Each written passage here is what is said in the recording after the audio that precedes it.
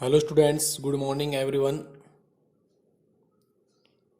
Part 2 तक हमने 16.1 के 4 क्वेश्चनों को हमने हल कर लिया था। आज हम पार्ट 3 में नेक्स्ट क्वेश्चनों को हम हल करते हैं। क्वेश्चन नंबर 5 है, बगर ढक्कन का एक बक्सा बगर ढक्कन का एक बक्सा 3 सेंटीमीटर मोटी लकड़ी का बना है। इसकी बाहरी लंबाई 146 सेंटीमीटर, चौड़ाई 116 सेंटीमीटर और ऊंचाई 83 सेंटीमीटर है। उसके अंदर की ओर पेंट कराने का खर्च ज्ञात कीजिए। पेंट की दर 2 रुपये प्रति 1000 वर्ग सेंटीमीटर है। ये क्वेश्चन परीक्षा की दृष्टि से इम्पोर्टेंट क्वेश्चन है, ध्यान से आपको समझना है। हमारे पास एक बगर ढक्कन का एक बक्सा है। बगर ढक्कन का मतलब होगा जिसके ऊपर बक्सा नहीं है। मैं यहाँ पर थोड़ा सा चित्र बना देता हूँ बक्से का। बगर ढक्कन का एक बक्सा है जिसके ऊपर ढक्कन नहीं है।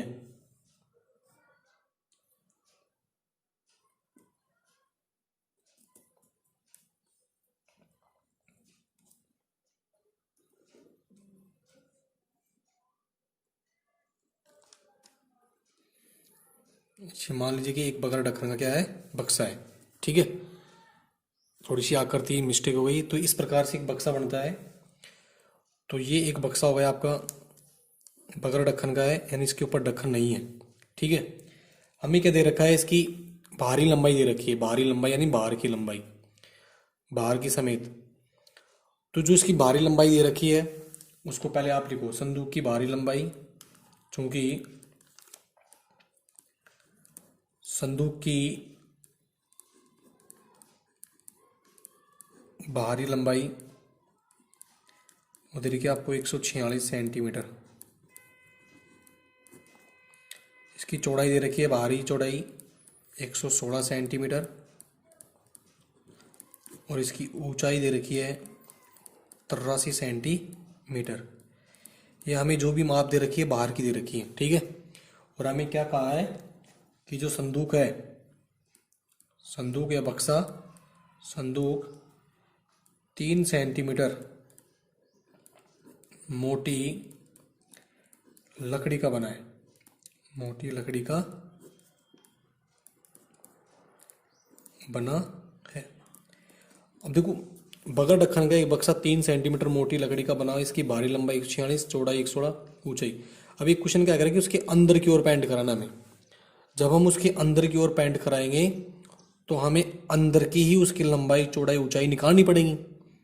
अब देखो, तो इसलिए जब ये 3 सेंटीमीटर मोटी लकड़ी का बना है तो इसकी जो लंबाई है ना, जैसे हम मानते हैं कि 3 ये हो गई इसकी लंबाई, ऐसी बाहरी लंबाई ये हो गई ऐसे। तो बाहरी लंबाई में 3 सेंटीमीटर मोटा बना हुआ है, ऐसे मोटाई है ना इसकी, मोटाई ये 3 सेंटीमीटर मोटा है। ये इधर से 3 सेंटीमीटर क्या है, मोटा है। तो ये लंबाई हो गई इसकी, तो 3 सेंटीमीटर ये हो गई। तो हमें क्या करना है, 3 सेंटीमीटर ये, 3 सेंटीमीटर ये। तो इसकी आंतरिक लंबाई निकालने के लिए हमें क्या करना पड़ेगा, 3 सेंटीमीटर इधर से कम करना पड़ेगा और 3 सेंटीमीटर इधर से कम करना पड़ेगा। ठीक है ना, मोटाई दोनों तरफ होगी संदूक में। तो इसलिए संदूक की आंतरिक लंबाई, संदूक की आंतरिक आंतरिक या अंदर की लंबाई L बराबर, देखो अंदर की ओर पेंट कराना है तो अंदर का ही आपको क्या निकालना पड़ेगा, पृष्ठीय क्षेत्रफल निकालना पड़ेगा। तो 3 सेंटीमीटर इस साइड से कम होगी, 3 सेंटीमीटर इधर से कम होगी, यानी 6 कम होगा। क्योंकि 3 सेंटीमीटर मोटी लकड़ी का, तो 3 इधर से कम होगा, 3 इधर से कम होगा। तो ये हो जाएगा आपका 146 में से 6 घटा दो तो ये हो जाएगा 140 सेंटीमीटर। ये अंदर की यानी मोटाई घटानी है आपको दोनों तरफ। इसी प्रकार से चौड़ाई भी दोनों तरफ कम हो जाएगी। चौड़ाई 116 में से क्या कर जाएंगे, 6 बराबर 110 सेंटीमीटर। ऊंचाई, देखो इसमें ऊंचाई को ध्यान से समझना है। ऊंचाई में क्या है कि खुला है, जब ये ढक्कन खुला है, जब ढक्कन खुला होगा तो ध्यान रखना उसमें से केवल नीचे वाला हिस्सा ही जो इसका ऊंचाई है यही कम होगा। यानी 83 में से 3 ही कम करने हैं, बराबर कितना होगा, 80 सेंटीमीटर। अब इसमें देखो मैंने इसमें 3 कम क्यों किया है, क्योंकि ढक्कन खुला है। यदि बगर ढक्कन का है, सॉरी ये बगर ढक्कन का है, यदि ये ढक्कनदार होता तो इसकी ऊंचाई भी 6 कम होती। ऊंचाई भी कितनी कम होती, 6। ये बगैर ढक्कन का है, यानी इसके ऊपर ढक्कन नहीं है, तो ढक्कन की जो ऊंचाई है वो कम नहीं होगी, केवल नीचे वाली जो इस तरह की जो ऊंचाई है वो इसमें क्या होगी, कम होगी। यानी इसमें से 3 ही घटाना है, बस ये ध्यान रखना है। बगैर ढक्कन का है इस वजह से 3 ही घटेगा, बाकी लंबाई और चौड़ाई में कोई परिवर्तन नहीं होगा। चौड़ाई में भी 6 घटेगा और लंबाई में भी। बगैर ढक्कन का है 3 सेंटीमीटर, यानी ऊपर से खुला हुआ है। जब वो ऊपर से खुला है तो उसकी ऊंचाई कुछ नहीं होगी, ठीक है। अब इसका अंदर का पृष्ठीय क्षेत्रफल निकाल दो। अतः संदूक का आंतरिक पृष्ठीय क्षेत्रफल, संदूक का आंतरिक पृष्ठीय। अब इधर देखो, इसको ध्यान से समझना है। तो पहले तो हम क्या निकालेंगे, संदूक का संपूर्ण पृष्ठीय क्षेत्रफल। संदूक का संपूर्ण पृष्ठ का क्षेत्रफल निकालेंगे, उसका सूत्र क्या जाएगा, 2 गुणा LB plus BH plus HL। ये हो गया संदूक का संपूर्ण पृष्ठीय क्षेत्रफल, संपूर्ण। अब देखो इसमें से माइनस करना पड़ेगा आपको, क्या, क्योंकि ढक्कन ऊपर से क्या है, खुला है। जब ढक्कन ऊपर से खुला है तो उस खुले का हमें क्षेत्रफल निकालना पड़ेगा बाहर, यानी लंबाई गुणा चौड़ाई। ढक्कन होता है ना, ढक्कन, उसमें 2 ही माप होती है, लंबाई और चौड़ाई, उसको बाहर निकालना पड़ेगा। यदि आप उसको बाहर नहीं निकालोगे तो ये संदूक का संपूर्ण आ जाएगा, यानी ढक्कन सहित आ जाएगा वो। तो ये ढक्कन का क्षेत्रफल है, ये बगैर ढक्कन का क्षेत्रफल हमें बाहर निकालना पड़ेगा, जिसका सूत्र क्या होगा, लंबाई गुणा चौड़ाई। बगैर ढक्कन है तो ढक्कन को हटाना पड़ेगा। ये सूत्र किसका होता है, संपूर्ण का होता है, यानी ढक्कन सहित होता है। तो ढक्कन का निकालने के लिए हमें क्या करना पड़ेगा, L और B को गुणा करने के बाद उसको बाहर निकालना पड़ेगा। तो ये संदूक का आंतरिक पृष्ठीय क्षेत्रफल आ जाएगा, जहां पर हमें पेंट करना है। यदि संदूक ढक्कनदार होता, ढक्कन होता, तो ये सूत्र लगाता उसके पृष्ठीय क्षेत्रफल पर। इसमें क्या कर दिया हमने, L गुणा B का मतलब होगा ढक्कन का जो क्षेत्रफल है वो बाहर निकाल देंगे। 2 गुणा लंबाई का मान 140, चौड़ाई का मान 110 प्लस B का मान 110 गुणा ऊंचाई 80 प्लस 80 गुणा 110 माइनस L का मान 140 गुणा B का मान 110, ठीक है। अब गुणा करो, 2 गुणा 200 पर लगा दो, इनको गुणा करना है आपस में, 11 चौक 44 सिलाई 1, 15,400 प्लस 11,888, 200 पर लगा दो, 11,8 सॉरी, H का मान 80 है, L का मान 110, L का मान 140, L का मान कितना है 140, 80 को इससे गुणा करो,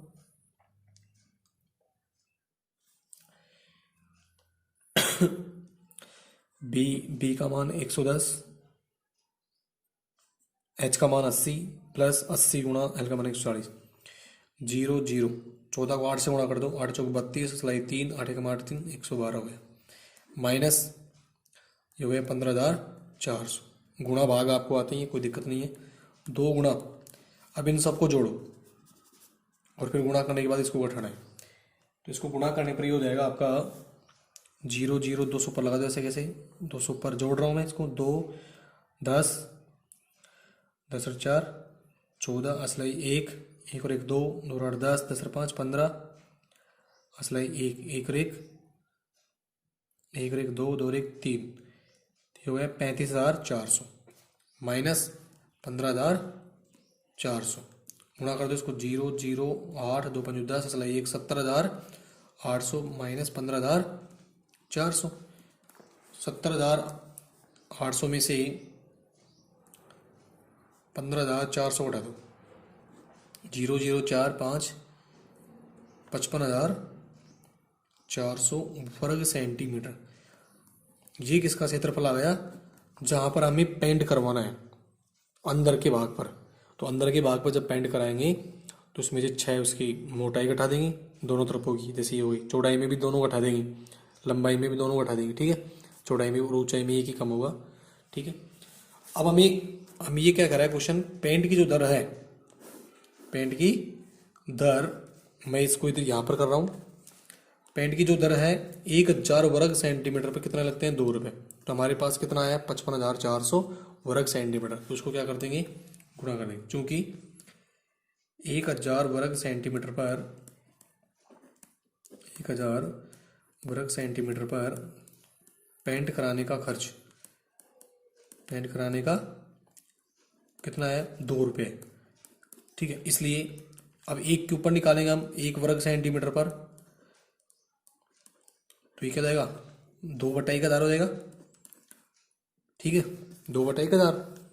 इसलिए हमें कितने का निकालना है, 55,400 का।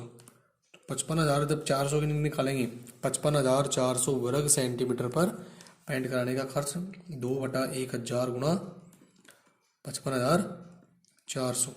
ठीक है, 2/1000 गुणा 1,000 वर्ग सेंटीमीटर पर 2 रुपये। तो एक वर्ग सेंटीमीटर के लिए हम इसको निकालेंगे, तो ये 2/1000 हो जाएगा। 55,000 के लिए तो 55,000 से क्या हो जाएगा गुणा, 200 पर से 200 पर क्या हुआ, कैंसिल। ठीक है, आप इसको गुणा कर लो, 8 2 5 10 असला 1 2 5 10 11/10। अब क्या करना है, इसमें एक संख्या छोड़ के पूर्ण लगा दो, 110.8 रुपये। ये क्या आ गया, इसका टोटल खर्चा आ गया 110.8 रुपये लगेंगे। 110 रुपये से 110 रुपये 80 पैसे लगेंगे। इसको गुणा करने के बाद उसमें 10 का भाग देंगे तो ये आ जाएगा आपका 110.8 रुपये खर्चा आ गया। ठीक है, बहुत ही इंपॉर्टेंट क्वेश्चन है। इसको इधर करना है, 1,000 वर्ग सेंटीमीटर पर पेंट कराने का खर्चा 2 रुपये, 1 वर्ग सेंटीमीटर पर पेंट कराने का खर्चा ये बटे में चल जाएगा। तो हमें 55,400 को निकालना है, तो गुणा हो जाएगा, 200 पर कट गई, 2 को 554 से गुणा करेंगे 1108, इसमें 10 का भाग देंगे तो 110.8 रुपये आपका क्या आ गया, खर्चा आ गया। ठीक है, अगला क्वेश्चन देखिए। अगला क्वेश्चन इससे भी ज़्यादा इंपॉर्टेंट क्वेश्चन है, क्वेश्चन नंबर 6। एक घनाभ की लंबाई, चौड़ाई और ऊंचाई का योग कितना है, 19 सेंटीमीटर। एक घनाभ दे रखा है, उसकी लंबाई, चौड़ाई और ऊंचाई का जो योग है वो कितना है, 19 सेंटीमीटर है, तथा विकर्ण की लंबाई 11 सेंटीमीटर है। विकर्ण, घनाभ का जो विकर्ण है उसकी जो लंबाई दे रखी है कितनी दे रखी है, 11 सेंटीमीटर। घनाभ का संपूर्ण पृष्ठीय क्षेत्रफल ज्ञात कीजिए। ये क्वेश्चन बहुत ही इंपॉर्टेंट क्वेश्चन है। हमें क्वेश्चन में दो चीजें दे रखी है प्रश्नानुसार। घनाभ की लंबाई, चौड़ाई और ऊंचाई का जो योग दे रखा है, घनाभ की लंबाई का मतलब L plus B plus H बराबर 19, ये आपको दे रखा है सवाल में। घनाभ की लंबाई, चौड़ाई और ऊंचाई, इन तीनों का योग कितना है, 19 सेंटीमीटर। ये आपको सवाल में दे रखा है, इसको आप समीकरण नंबर 1 मान लीजिए। ठीक है, सवाल में दे रखा है ये प्रश्नानुसार, घनाभ की लंबाई, चौड़ाई और ऊंचाई, इन तीनों का योग कितना है, 19। दूसरी बात क्या दे रखा है, विकर्ण की लंबाई। अब घनाभ का जब विकर्ण निकालते हैं तो घनाभ का विकर्ण का सूत्र क्या होता है, L² plus B² plus H²। इसका जो मान है वो आपको दे रखा है कितना है, 11 सेंटीमीटर। कितना है, 11 सेंटीमीटर। समीकरण नंबर 2। सवाल में दो बातें दे रखी है आपको, एक तो दे रखा है घनाभ की लंबाई, चौड़ाई और ऊंचाई का योग कितना है, 19 सेंटीमीटर। समीकरण नंबर 1, विकर्ण की लंबाई। अब विकर्ण है तो इसका मतलब विकर्ण का सूत्र ये हो गया, विकर्ण की लंबाई का सूत्र ये होता है L² plus B² plus H²। इसका जो मान है विकर्ण की लंबाई का वो कितना है, 11। तो घनाभ का संपूर्ण पृष्ठीय क्षेत्रफल ज्ञात कीजिए। अब देखो आपको क्या करना है, इसमें क्या करना है, समीकरण नंबर 2 का मैं दोनों पक्षों में वर्ग कर रहा हूँ। क्यों कर रहा हूँ, अंडर रूट को हटाने के लिए। समीकरण नंबर 2 का दोनों पक्षों में वर्ग करने पर समीकरण नंबर 2 का दोनों पक्षों में क्या करूंगा मैं, वर्ग। क्यों, इसके अंडर रूट हटा रहा हूं। यहां से अंडर रूट हटेगा तो यहां पर मैं इसका वर्ग करूंगा तो क्या जाएगा, अंडर रूट हट जाएगा, L² plus B² plus H²। और इधर क्या करना पड़ेगा मेरे को, 11 का स्क्वायर करना पड़ेगा, वर्ग करना पड़ेगा। 11 का स्क्वायर कितना होता है, 121। ये हो गया समीकरण नंबर 3। यहाँ से अंडर रूट हटाने के लिए मैंने क्या कर दिया, दोनों पक्षों का वर्ग कर दिया। जब इसका वर्ग किया तो इसके ऊपर से अंडर रूट हट गया और इधर 11 का स्क्वायर कितना कर दिया, 121।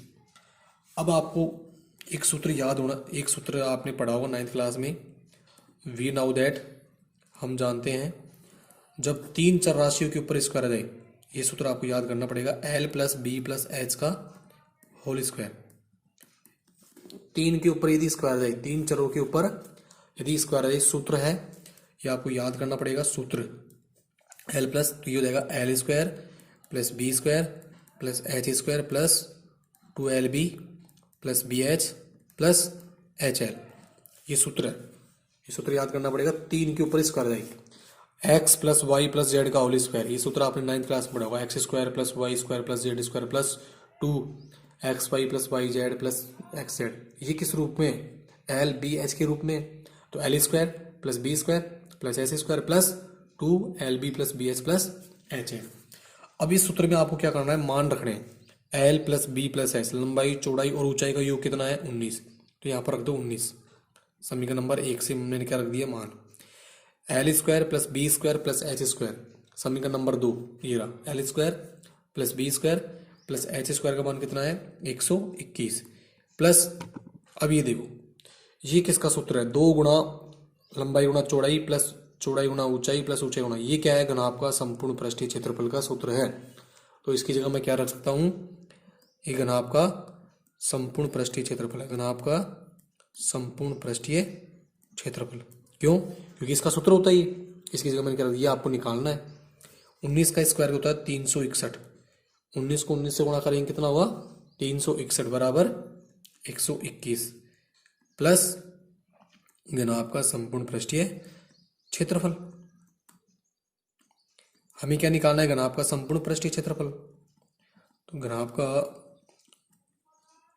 संपूर्ण पृष्ठीय क्षेत्रफल निकालेंगे तो हम क्या करेंगे, 121 को 361 में से क्या कर देंगे कम, 361 माइनस 121 0 240 वर्ग सेंटीमीटर,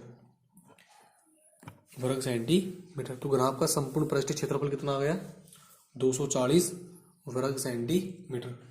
तो कुछ भी नहीं करना, जो आपको दे रखा है लंबाई चौड़ाई और ऊंचाई का जो योग दे रखा है उसको लिखिए यहाँ पर 19। समीकरण नंबर 1 विकर्ण की लंबाई, तो विकर्ण की लंबाई का सूत्र होता है L square plus B square plus H square under root, वो दे रखा है कितना है 11। समीकरण नंबर 2 का दोनों पक्षों में क्या करेंगे वर्ग, वर्ग क्यों कर रहा हूँ, यहाँ से अंडर रूट को हटाने के लिए।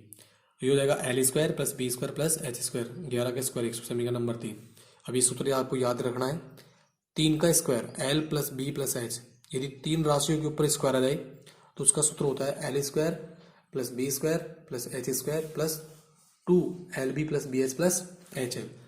L plus B plus H का मान समीकरण नंबर 1 से रख दिया 19, L square plus B square plus H square का मान समीकरण नंबर 3 से कितना है 121 प्लस ये किसका सूत्र बन गया, घनाभ का संपूर्ण पृष्ठीय क्षेत्रफल। 19 का स्क्वायर 361 बराबर 121 प्लस घनाभ का संपूर्ण पृष्ठीय क्षेत्रफल, ये निकालना है। तो इसको 361 में से 121 घटा दो, कितना आ जाएगा 240 वर्ग सेंटीमीटर। ठीक है, दोनों क्वेश्चन इंपॉर्टेंट है, दोनों क्वेश्चन एग्जाम की दृष्टि से बहुत ही इंपॉर्टेंट है, ध्यान से पढ़ना इनको। क्वेश्चन नंबर 7,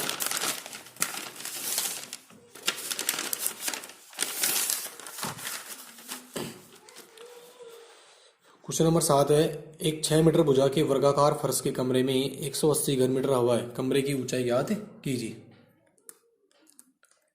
देखो एक 6 मीटर भुजा का वर्गाकार फर्श है, आपके पास एक कमरा है, तो कमरे के अंदर जो आंगना होता है जहां पर हम बैठते हैं वो एक वर्गाकार फर्श है, उसकी जो भुजा है, जैसे वर्गाकार फर्श ये हो गया, ये क्या है एक वर्गाकार फर्श, वर्गाकार फर्श यानी आंगना हो गया। इसकी जो भुजा है वो कितनी है 6 मीटर, तो ये भुजा 6 मीटर है, तो ये भी कितनी होगी 6 मीटर ही होगी। क्यों होगी, क्योंकि वर्ग की सारी भुजाएं क्या होती हैं बराबर होती हैं। तो इसका मतलब क्या हुआ कि कमरे की लंबाई और चौड़ाई सेम हो गई, क्योंकि कमरे में जो नीचे का जो आंगना है फर्श है उसकी लंबाई भी 6 मीटर होगी और चौड़ाई भी कितनी होगी 6 मीटर होगी। अब हमें कमरे की ऊंचाई निकालनी है, इसमें कमरे की ऊंचाई ज्ञात करो। और ये क्या कराया कि वर्गाकार फर्श के कमरे में 180 घन मीटर हवा है। अब यहाँ पर देखो घन मीटर आ गया, तो इसका मतलब ये क्या है आयतन दे दिया, कमरे का आयतन। तो यहाँ पर लिखो कमरे का आयतन, कमरे का आयतन, कमरे का आयतन कितना हो गया 180 घन मीटर। कमरे का आयतन कितना हो गया, कमरे की लंबाई वो वर्गाकार फर्श के लंबाई के बराबर ही होगी क्योंकि वो उसमें ही है। कमरे की लंबाई, कमरे की लंबाई L बराबर 6 मीटर, चौड़ाई भी 6 ही होगी क्योंकि वर्गाकार फर्श है, B बराबर 6 मीटर। अब जो ऊंचाई होगी वो ऊपर की तरफ होगी, तो माना कमरे की ऊंचाई H मीटर, माना कमरे की ऊंचाई को मैंने क्या मान लिया एच मीटर मान लिया। ठीक है, मान लिया कमरे की जो ऊंचाई है। अब चूंकि कमरे का आयतन का सूत्र लगा दो। अब कमरे का आयतन बराबर, हमें इस क्वेश्चन में कमरे की ऊंचाई निकालनी है। क्या निकालनी है? कमरे की ऊंचाई। कमरे का आयतन क्या होगा? अब कमरा कैसा होता है? घनाभ L गुणा बी गुणा एच। कमरे का आयतन कितना है? 180। तो यहाँ पर लिख दो 180 बराबर L का मान कितना है? 6 गुणा बी का मान भी कितना है? 6। एच का मान हमें क्या करना है? निकालना है। हमें एच का मान निकालना है, तो एच बराबर 180, ये दोनों कहाँ पर आ जाएंगे? बटे में। 6 गुणा 6, 6 18 30, 6 पंजू 30। एच बराबर कितना आ गया? 5 मीटर। तो कमरे की जो ऊंचाई है वो कितनी आ गई? 5 मीटर। कमरे की ऊंचाई कितनी आ गई? 5 मीटर। अतः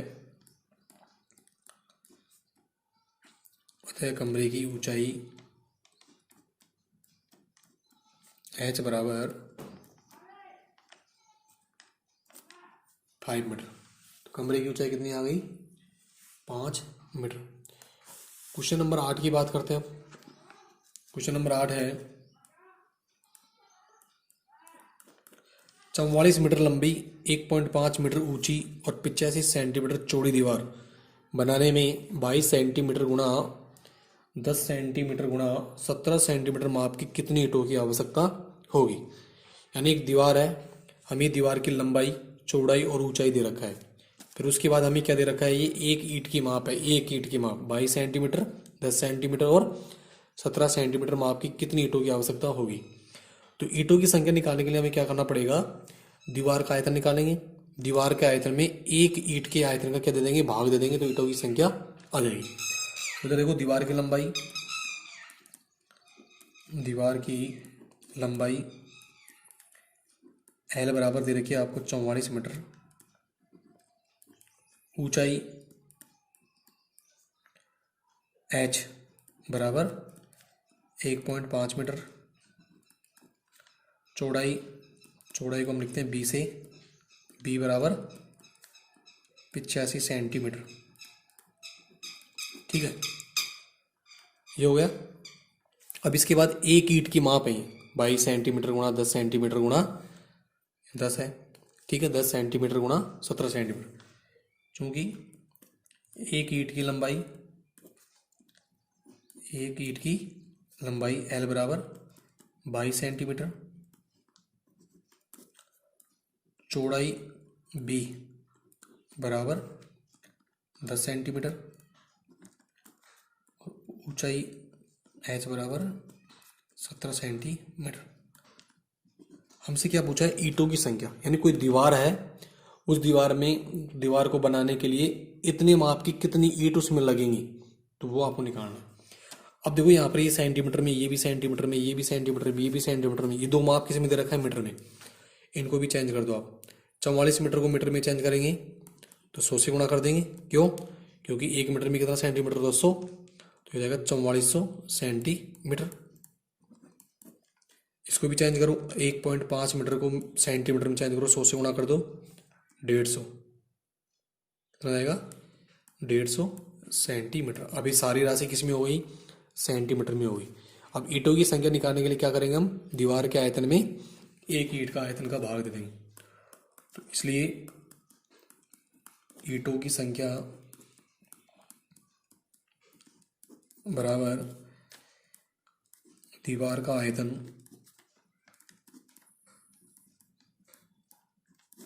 बटा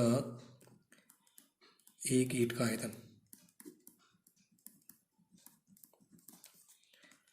दीवार का आयतन बटा एक ईंट का आयतन का क्या दे देंगे? भाग। अब दीवार का आयतन का सूत्र क्या होगा? लंबाई गुणा चौड़ाई गुणा ऊंचाई। 3 माप है, तो इसकी लंबाई कितनी है? 4400 गुणा 150 गुणा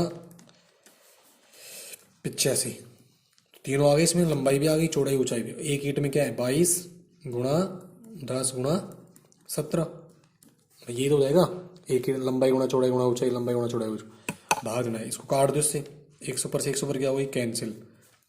ये कर जाएगा 17 पंजू 85, ये कर जाएगा 22 दूनी 44, 200 बार। नीचे कुछ भी नहीं बचा है, 200 गुणा 15 गुणा 5, तो इसको इससे गुणा कर लो, 0 0 15 दूनी 30 गुणा 5, 0 0 0 5 थी 15, तो 15,000 ईंटों की आवश्यकता होगी। कितनी ईंटों की आवश्यकता होगी? 15,000 ईंटों की आवश्यकता होगी। तो कुछ भी नहीं है, इसमें क्या करना है, दीवार का आयतन निकालना है, दीवार के आयतन बटा एक ईंट का आयतन। तो इसमें तीनों गुणा करना है, L गुणा B गुणा H, इसमें भी तीनों गुणा करना है। इसमें ये ध्यान रखना, 2 माप आपको मीटर में दे रखी है और बाकी 4 माप किस में दे रखी है, सेंटीमीटर में। तो उनको भी किस में चेंज करना है, मीटर में ही चेंज करना है, सेंटीमीटर में चेंज करना है। हम जानते हैं कि 1 मीटर बराबर कितना होता है, 100 सेंटीमीटर होता है, नहीं होता है, होता है। तो 44 में कितना आएगी, 44 से क्या कर देंगे, गुणा कर देंगे। तो ये क्वेश्चन नंबर 8 तक आपके क्या हो गए, हल हो गए। 15,000 ईंटें आ गई है। तो क्वेश्चन सारे इंपॉर्टेंट है। इसकी नेक्स्ट क्वेश्चन हम अगले पार्ट में करेंगे। आज के लिए इतना ही। आप इनको अपनी नोटबुक में उतारते रहना। कोई भी समस्या हो तो आप मेरे को कमेंट कर सकते हो।